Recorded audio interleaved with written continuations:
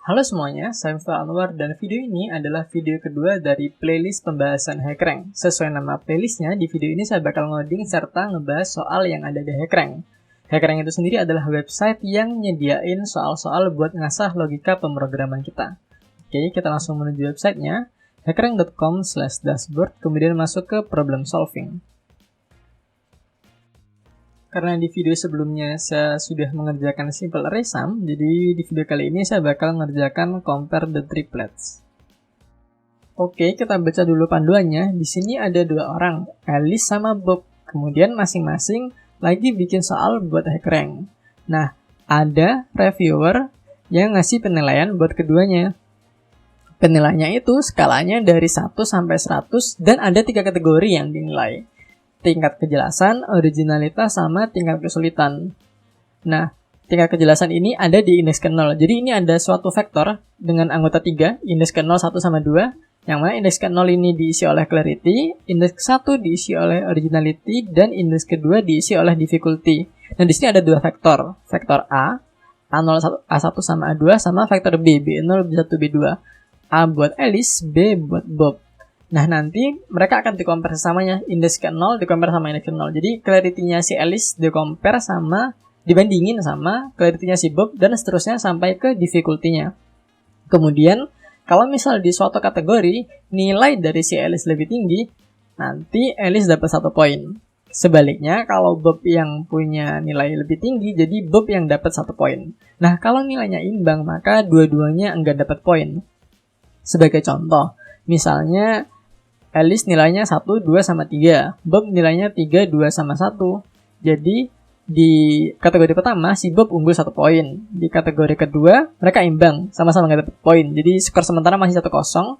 Kemudian, di kategori terakhir, si Alice dapat 1 poin. Jadi, skornya 1 sama. Nah, di sini returnnya adalah array. Yang mana array ke depan adalah array yang ada di depan, indeks ke-0 adalah skor dari Alice. Sedangkan array yang ada di indeks 1, di indeks setelahnya, itu skor dari si Bob. Kita coba lihat test case yang lain. Di sini, Alice skornya adalah 17, 28, nilainya adalah 17, 28, sama 30. Kemudian, Bob nilainya adalah 99, 16, sama 8. Nah, di kategori pertama, Bob unggul. Bob dapat poin 1. Kemudian di kategori kedua, Alice unggul. Alice dapat 1 poin juga. Kemudian di kategori terakhir Alice unggul lagi. Jadi skor akhirnya adalah 21. Gitu. Oke, mari kita coba kerjakan. Di sini kita bikin variabel dulu. Skor Alice sama dengan 0, kemudian skor Bob sama dengan 0. Nah, di sini kita tahu bahwa Alice dan Bob anggotanya sama-sama 3 kan. Ada 3 nilai gitu. Jadi kita bebas, bikin interaksinya bebas, bisa pakai size dari A, bisa pakai size dari B, karena jumlahnya sama.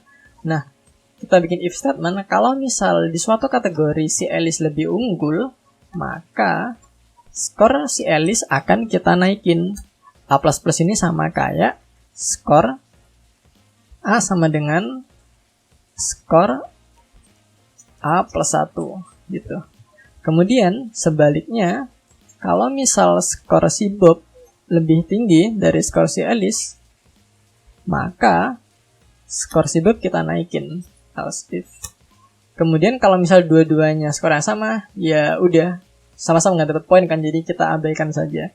Kemudian output dari program ini adalah vektor integer, yang mana nilai awalnya adalah skor si Alice dan nilai setelahnya adalah skor si Bob. Kita coba run.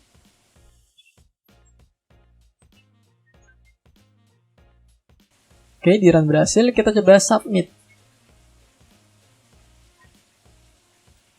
Oke, berhasil juga. Di sini saya juga punya alternatif penulisan yang lain. Jadi kita nggak perlu bikin variabel integer di sini, tapi kita langsung bikin variabel sesuai returnnya. Kita kasih nama result, kemudian di awal udah kita tentuin skornya 0, 0, Alice 0, Bob 0. Nah, kemudian di sini tinggal kita indeks ke 0. Orang yang di pertama, si Alice, skornya kita tambah kalau si Alice skornya lebih tinggi. Kemudian sebaliknya, kalau Bob yang lebih tinggi, maka indeks ke-1 yang kita naikin. Indeks ke-1 itu adalah ini, anggota kedua, sedangkan indeks ke-0 adalah anggota pertama, gitu. Nah, kemudian tinggal kita return aja, return resultnya. Nah, kita run.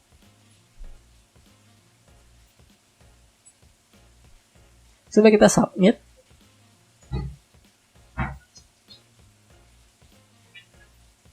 Oke, dan disubmit berhasil.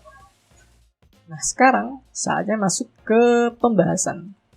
Di sini sebagai output saya bikin suatu vektor yang nilainya 0 sama 0. Ini buat Alice, ini buat Bob. Nah, Alice tadi punya 3 nilai kan?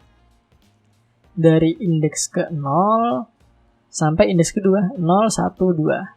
Yang mana indeks ke 0 adalah clarity, indeks ke 1 adalah originality, dan indeks kedua adalah difficulty. Ini punya Alice. Nah, Bob juga sama.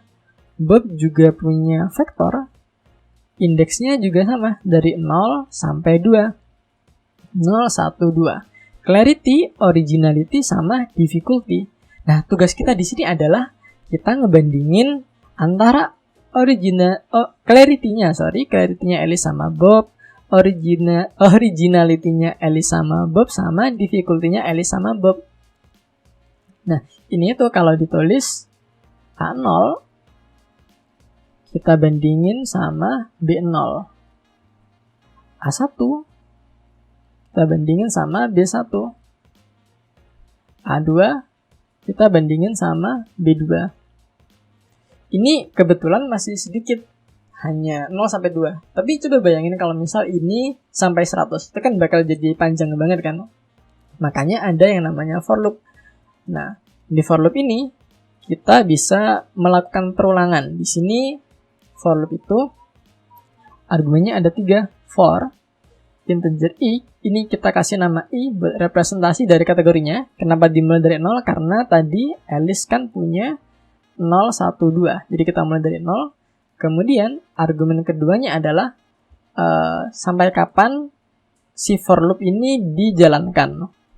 Di sini saya nulisnya i lebih kecil dari a size. Kenapa begitu? Karena di sini a size-nya kan 3. Nah, saya ingin for loop-nya dijalankan mulai dari indeks ke 0, 1, sama 2. Nah, gimana caranya i bisa berubah dari 0, 1, terus jadi 2? Caranya adalah kita bikin i++.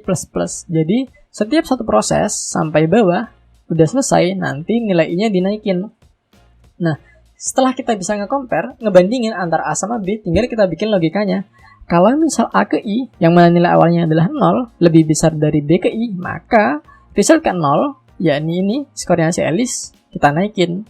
Sebaliknya, kalau b ke i, yang mana di awal adalah 0, lebih tinggi dari punya Alice, maka result ke 1, yang mana adalah skornya Bob, kita naikin. Nah, nanti begitu udah sampai bawah, dia bakal naik lagi.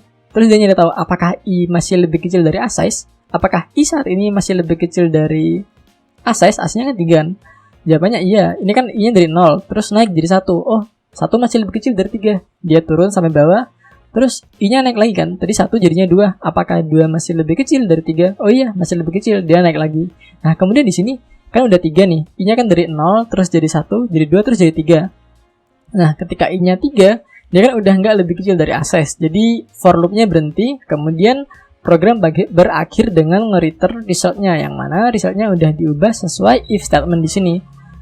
Mungkin itu aja penjelasan di video kali ini. Sangat mudah banget kan ya, karena emang masih soal awal-awal. Jadi mungkin itu aja pembahasan dari saya. Terima kasih sudah menyimak sampai akhir dan sampai jumpa di video selanjutnya. Terima kasih.